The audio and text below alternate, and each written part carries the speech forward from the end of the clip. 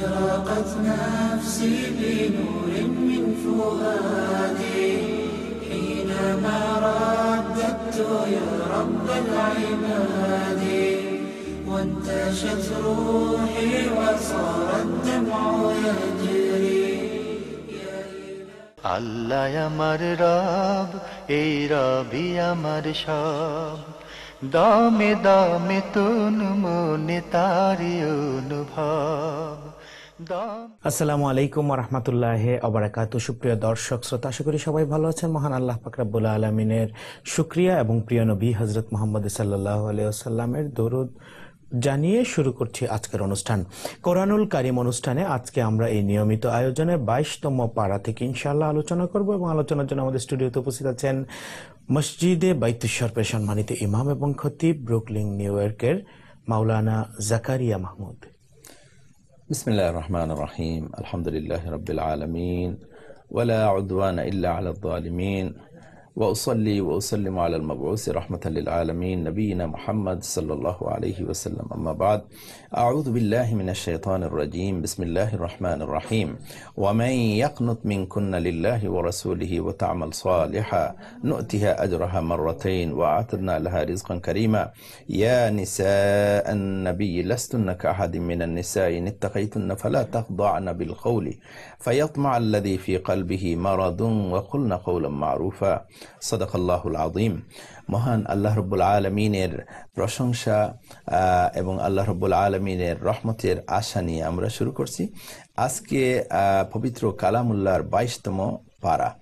এখানে আল্লাহ রাব্বুল আলামিন নবী করিম সাল্লাল্লাহু আলাইহি ওয়াসাল্লামের পুণ্যবতী স্ত্রীগণকে উদ্দেশ্য করে কিছু আলোচনা এবং আসলে সারা বিশ্বের মুসলমানদের জন্য এখান থেকে নসিহত। আল্লাহ রাব্বুল আলামিন তাদেরকে সম্বোধন করে বলেন, ওয়ামান ইয়াকনুত মিনকুন্না লিল্লাহি ওয়া রাসূলিহি ওয়া তা'মাল সালিহা নু'তিহা আজরাহা মাররাতাyn। তোমাদের মধ্যে হে উম্মাহাতুল মুমিনিন, তোমাদের মধ্যে যারাই আল্লাহ এবং আল্লাহ রসুলের জন্য অনুগত হবে এবং ভালো কাজ করবে, আল্লাহ রাব্বুল আলামিন তাদেরকে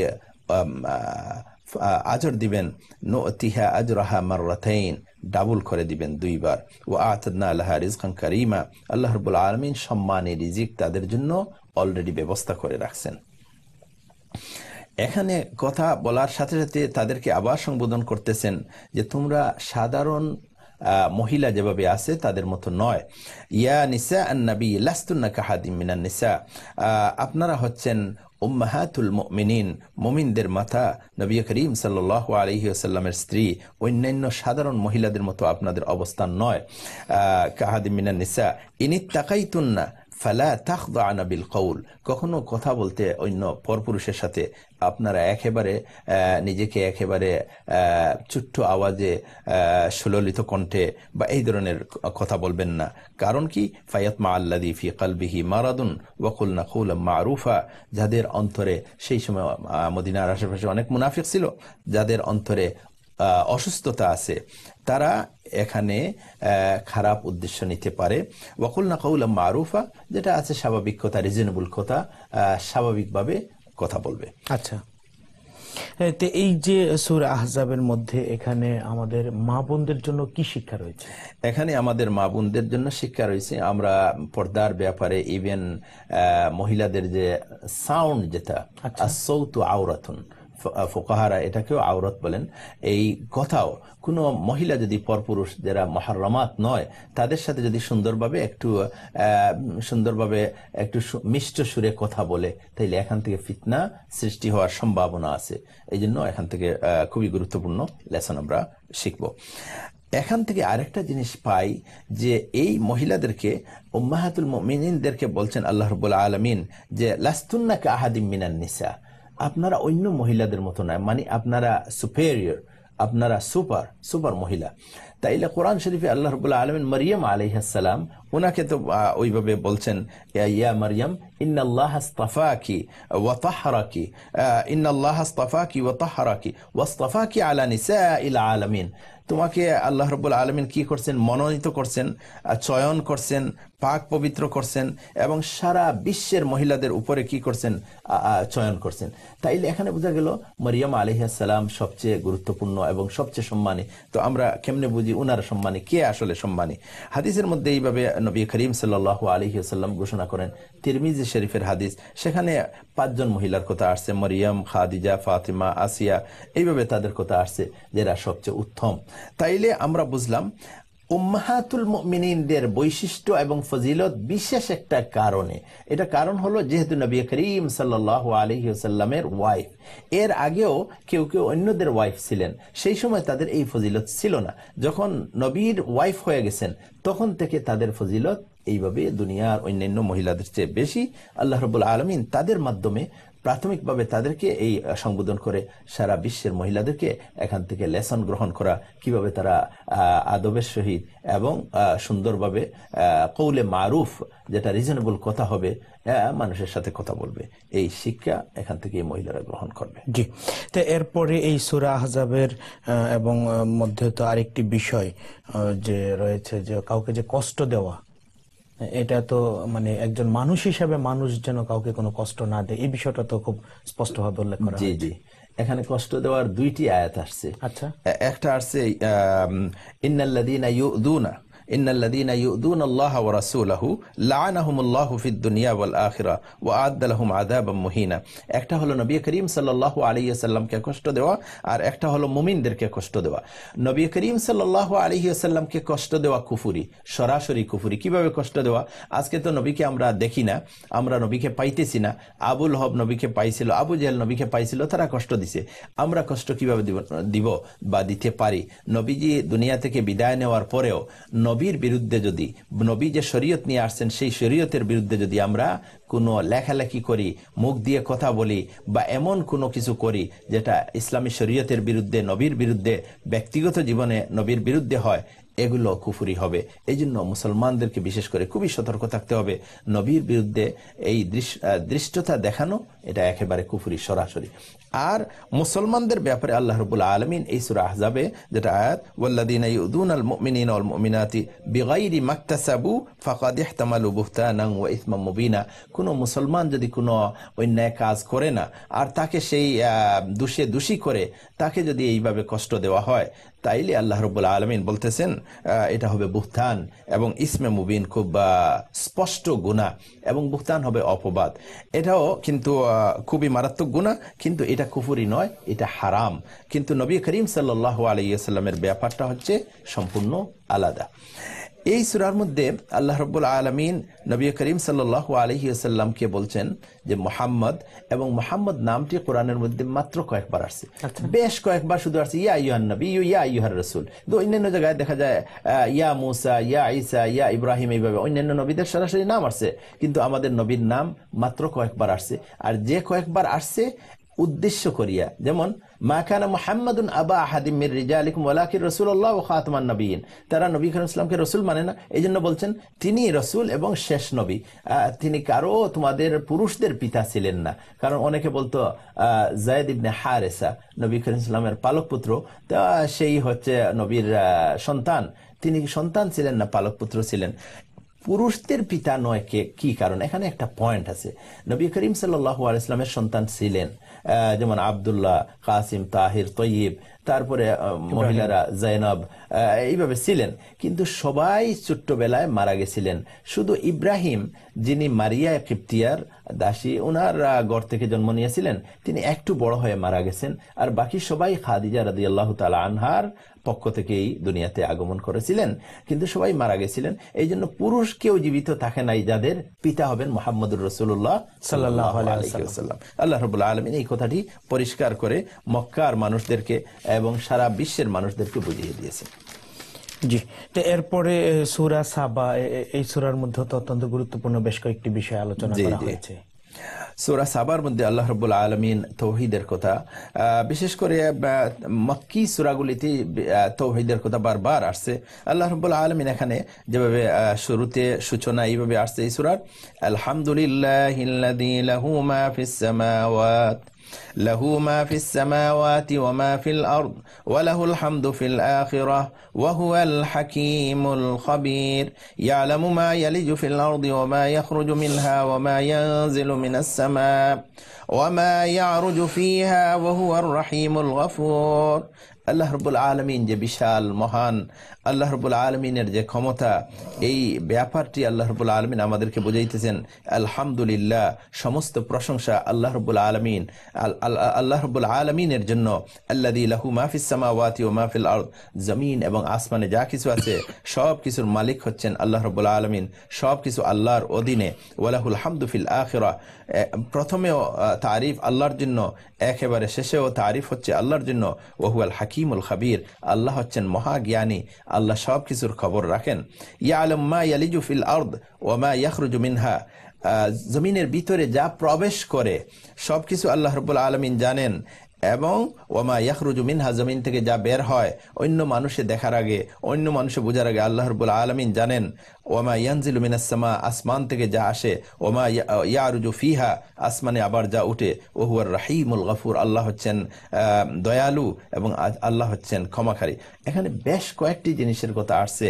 ইয়ালামু মা ইয়ালিজু ফিল আরদ, যা জমিনে ভিতরে চলে যায়, জমিনের ভিতরে সবকিছুই চলে যায়। দুনিয়াতে যা কিছু আছে, জমিনে, পানিতে, সাগরে, জঙ্গলে যা কিছু আস্তে আস্তে জমিনের ভিতরে চলে যায়। জমিনের উপরে মানুষ দেখে, এরপরে আর এটার খবর নাই, কিন্তু আল্লাহ রাব্বুল আলামিনের কাছে সবকিছু আছে জমিনের ভিতরে চলে গেলেও। আর ওয়ামা ইয়াখরুজু মিনহা, জমিনের ভিতর থেকে যা বাহির হয় তারও খবর আল্লাহ রাখেন। ওয়ামা ইয়ানজিলু মিনাস সামা, আসমান থেকে যা আসে, আসমান থেকে বৃষ্টি আসে, আসমান থেকে রিজিক আসে, সবকিছু আল্লাহ রাব্বুল আলামিন জানেন। নিশ্চয়ই আল্লাহ পাক তো সবকিছু জানেন, এটা আমাদের তো ইমানেরও পার্ট, আমরা এটা বিশ্বাসও করি। জি জি, তো এই বিষয়ে আমরা একটু পরে কথা শুনবো, যাচ্ছি বিরতিতে ইনশাআল্লাহ। প্রিয় দর্শক, আমরা বিরতি নেবার পালা, আমরা যাচ্ছি ছোট্ট বিরতিতে, আশা করি আমাদের সাথেই থাকবেন। أشرقت نفسي بنور من فؤادي حينما رددت يا رب العباد وانتشت روحي وصار الدمع يجري. أشرقت نفسي بنور من فؤادي حينما رددت يا رب العباد وانتشت روحي وصار الدمع يجري. ধন্যবাদ এতক্ষণ আমাদের সঙ্গে থাকার জন্য। আমরা ফিরছি আলোচনায়। আমরা আলোচনা করছিলাম সূরা সাবা থেকে, যেটি কিনা কোরআনুল কারীমের 22তম পারায় রয়েছে। ফিরছি আলোচনায়। জি, আশ্চর্য হলো এই সাবা যে সূরা, এটা একটি সূরার নাম এই পারার মধ্যে, 22তম পারার মধ্যে। এই সাবা এটা একটা শহরের নাম, এটা ইয়েমেনে সাবা। তো আমরা অনেক সময় কোরআন যারা পড়ি, তখন আমরা আস্তে আস্তে এই বিশ্বের খবর জানি, যেখানে কোরআনের ভিতরে রোমদের কথা আছে, পারস্যদের কথা আছে, সাবার কথা আছে। আচ্ছা, যাই হোক, এই সাবার মধ্যে আল্লাহ রাব্বুল আলামিন হযরতে দাউদ আলাইহিস সালাতু ওয়াস সালামের আলোচনা করছেন। দাউদ আলাইহিস সালাতু ওয়াস সালাম হযরতে সুলাইমান আলাইহিস সালাতু ওয়াস সালামের, দাউদ আলাইহিস সালামের আলোচনা করতে গিয়ে দাউদ আলাইহিস সালাতু ওয়াস সালামকে বিশেষ একটি নিয়ামত দান করছিলেন। দাউদকে দান করছেন অনেক কিছু নিয়ামত, নবুয়ত দান করছেন এবং রাজত্ব দান করছেন, খেলাফত, মুলুকিয়ত সবকিছু দান করছেন, নবুয়ত দান করছেন। এর চেয়ে বেশি আরো একটি জিনিস দান করছেন, যা হলো ওয়া আলান্না লাহুল হাদিদ। দাউদ আলাইহিস সালাতু ওয়াস সালামের হাতে যখন লোহা বা লোহা জাতীয় জিনিস রাখতেন, এটা মোমের মতো গলে যেত। এইভাবে আল্লাহ রাব্বুল আলামিন এটা দিয়ে কি করতেন, তিনি বর্ম নির্মাণ করতেন এবং সেই কলা কৌশল সবকিছু আল্লাহ পাক উনাকে শিখাইছিলেন। তার কারণটা কি ছিল? দাউদ আলাইহিস সালাতু ওয়াস সালাম নবী ছিলেন, রাষ্ট্রপ্রধান ছিলেন, প্রধান বিচারপতি ছিলেন, অনেকগুলো বিচার করছেন ইনসাফ মোতাবেক। আল্লাহ রাব্বুল আলামিন দাউদ আলাইহিস সালামকে বলছেন, তুমি ইনসাফ করবে বা ইনসাফ প্রতিষ্ঠা করবে এবং বিচারে সবসময় সজাগ থাকবে যাতে বেইনসাফি না হয়।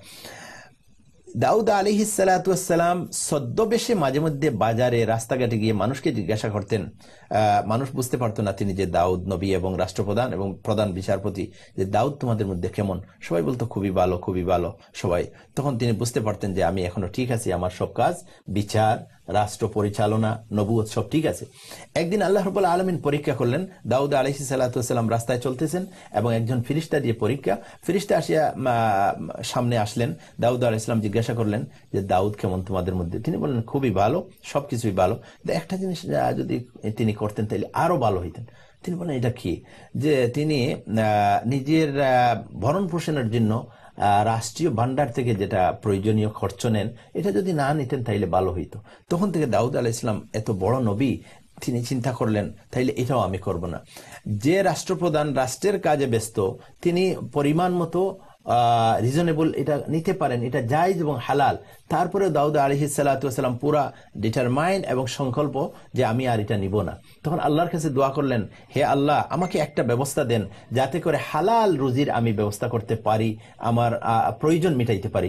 আল্লাহ রাব্বুল আলামিন এই প্রয়োজনের ব্যবস্থা দিয়েছিলেন সেই সময়ে, যখন অ্যাডভান্স টেকনোলজি ছিল না, হাতের মধ্যে লোহা শক্ত জিনিস, এটা ধাতু রাখলে নরম হয়ে যেত, তিনি বর্ম বানাইতেন, এটা বানাইতেন, সেটা বানাইতেন, অনেক কিছু সম্ভব হয়েছে এবং নিজের ভরণ পোষণের ব্যবস্থা হালাল ভাবে নিয়ে নিছিলেন। আচ্ছা, এই যে আমরা যে আরেকটি বিষয় এই সূরায় যে গুরুত্বপূর্ণ একটা বিষয় আলোচনা করা হয়েছে, আমরা অনেক সময় মনে করি যে জিন, ভূত অথবা এইসব হাজির করা, অথবা অনেকে তদবির দেন, বলেন যে আমি জিন হাজির করতে পারি এবং সবকিছু বলে দিতে পারি। এই যে আসলে কি কোনো মানুষের পক্ষে অথবা কোনো জিন অথবা কোনো প্রাণীর পক্ষে ভবিষ্যতের কোনো খবর দেয়া অথবা গায়েবের কথা বলার সুযোগ রয়েছে? জি, অবশ্যই না। আল্লাহ রাব্বুল আলামিন বিভিন্ন আয়াতে বলছেন যে গায়েবের খবর আল্লাহ ছাড়া কেউ জানে না। ওয়া ইনদাহু মাফাতিহুল গায়ব লা ইয়ালামুহা ইল্লা হু। আল্লাহর কাছে গায়েবের চাবিকাঠি, গায়েবের সবকিছু, অদৃশ্যের সব খবর একমাত্র আল্লাহ রাব্বুল আলামিনের কাছে। এবং নবীদেরকে যেইটুকু আল্লাহ পাক জানান সেইটুকু তারা জানেন। ইভেন আমরা এখান থেকে আরেকটা লেসন গ্রহণ করতে পারি। হযরতে সুলাইমান আলাইহিস সালাতু ওয়াস সালাম, তিনি ছিলেন এমন নবী এবং এমন বাদশাহ, সব কিছুর উপরে তার বাদশাহী ছিল, ইভেন জিনদের উপরে, জিনরা অনুগত ছিল। তো তিনি তাদেরকে ব্যবহার করছেন, জিন দিয়ে কাজ করাইছেন। ইভেন বাইতুল মুকদ্দাস, যেভাবে কাবা শরীফ ইব্রাহিম আলাইহিস সালাতু ওয়াস সালাম পুনর্নির্মাণ করেন, হযরতে সুলাইমান আলাইহিস সালাতু ওয়াস সালাম বাইতুল মুকদ্দাসকেও পুনর্নির্মাণ করছেন জিনের মাধ্যমে। বড় বড় পাথরগুলি জিনরা বহন করিয়ে আনছে, কিন্তু জিনরা গায়েবের খবর জানে না। আজকে মানুষ জিনের কাছে যায়, বা যেসব মানুষের জিন বশীভূত করে মানুষকে মিসগাইড করে এবং বলে আমরা এইভাবে করব, অসুস্থ মানুষকে সুস্থ করতে পারবো, যার চাকরি নাই বা যে গরিব তাকে ধনী বানাতে পারবো, এইভাবে সবগুলোই হলো মিথ্যা। কারণ বানাউটি, জিনরাও অসহায়, আমরা যেভাবে অসহায়, জিনরা অসহায়। একমাত্র আল্লাহর দিকে আমাদেরকে যাইতে হবে। জিনরা অসহায় কেমনে?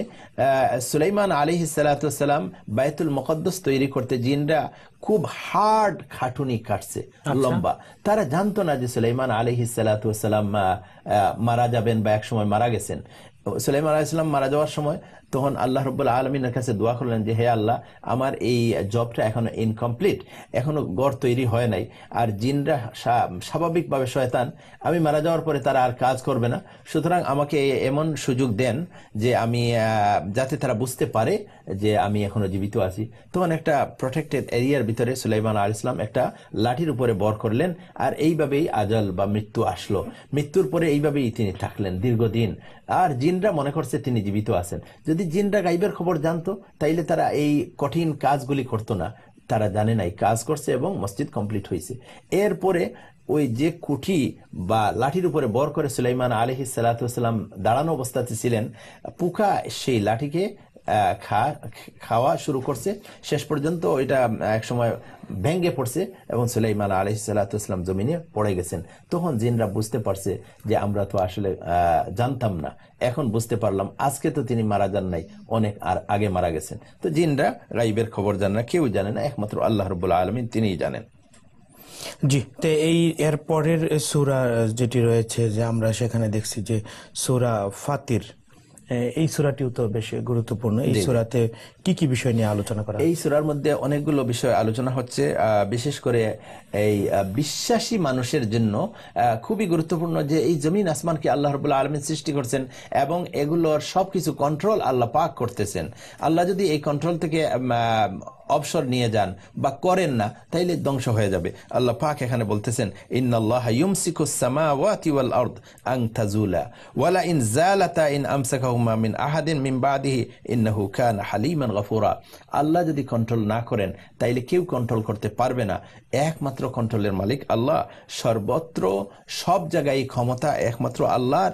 এই জমিনকে সৃষ্টি করছেন, জমিনকে সৃষ্টি করার পরে জমিনকে কন্ট্রোল, এবং এই 7 আসমান, আসমানের মধ্যে যা কিছু আছে সবকিছু কন্ট্রোল একমাত্র আল্লাহ রাব্বুল আলামিন করতেছেন।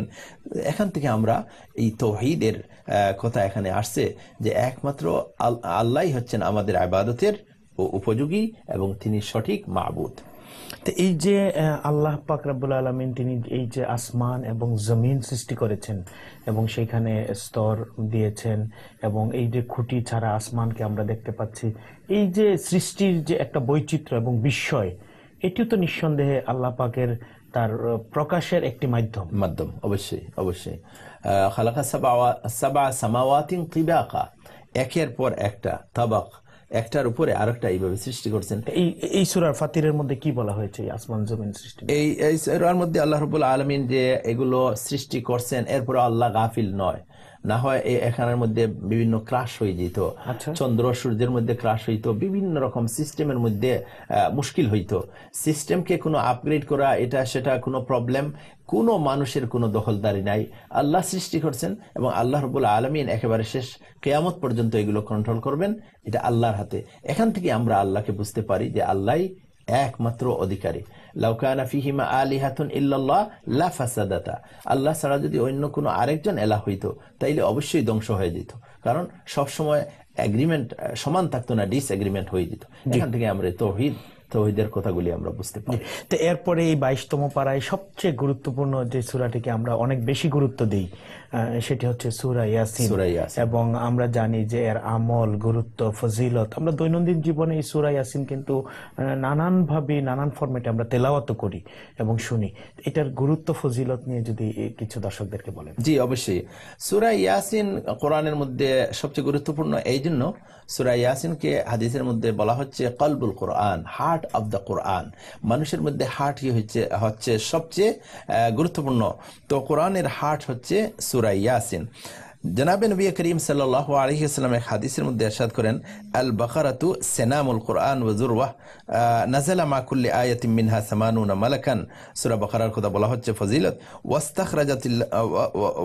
ওয়াস্তুখরিজাত আল্লাহু লা ইলাহা ইল্লা হুয়াল হাইয়ুল কাইয়্যুম মিন তাহতিল আরশ।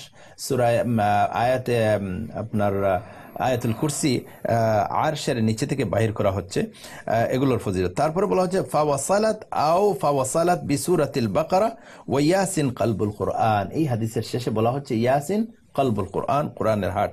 লা ইয়াকরাউহা রাজুলুন ইউরিদুল্লাহা ওয়াদ দারুল আখিরা ইল্লা গুফিরা লাহু ওয়াকরাউহা আলা মাউতাকুম। নাসাই শরীফের হাদিস, আরো অন্যান্য হাদিসের কিতাবে আসছে।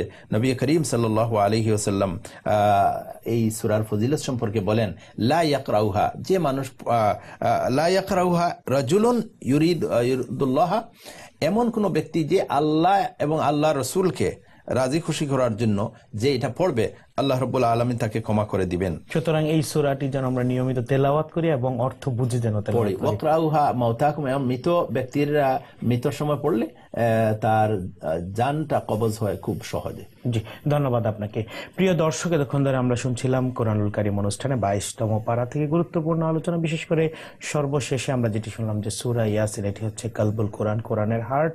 এই সূরাটি যেন আমরা অর্থ সহ বুঝে আমাদের জীবনে বাস্তবায়ন করতে পারি। আল্লাহ আমাদের সবাইকে তৌফিক দান করুন, আমিন। আসসালামু আলাইকুম ওয়া রাহমাতুল্লাহি ওয়া বারাকাতুহু। আল্লাহ আমার রব, এই রবি আমার সব। আল্লাহ আমার রব, এই রবি আমার সব। দামে দামে তুন মনে তারি।